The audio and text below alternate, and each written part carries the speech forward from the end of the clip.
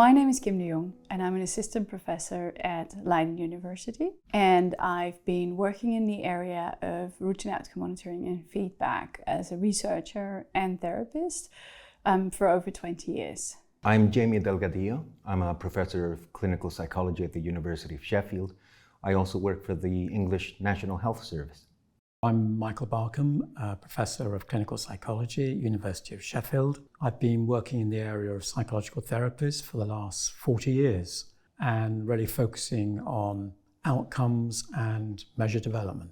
So the idea for this book came when I was asked by a publisher, what do you think is still missing in the literature on routine outcome monitoring? And Michael and I were at a conference and we were talking about it, and we felt like a lot of the books on routine outcome monitoring are basically academic books, but there wasn't really, in our experience, a practical book with hands-on advice that was also not tied to a particular system.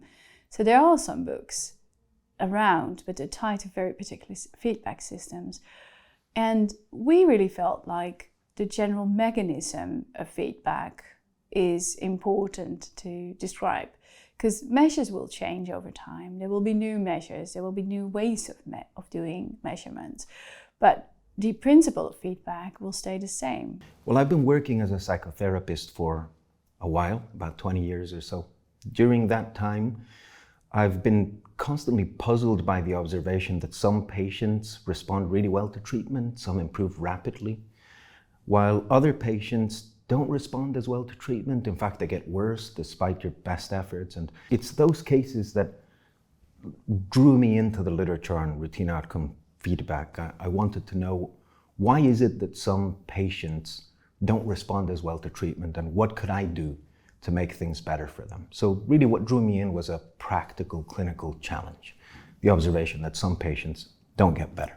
My interest in routine outcome measurements and feedback specifically has really been an extension of my research on outcomes, measure development, and particularly working in the paradigm of practice-based evidence.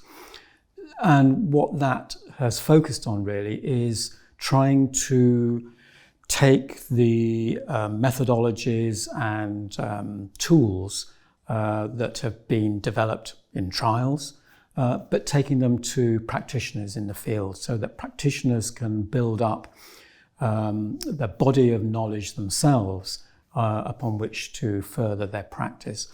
And routine outcome measurement, in a sense, is a kind of very much a sort of a current version of that, which I think really has shown itself to be impactful and help improve outcomes for patients.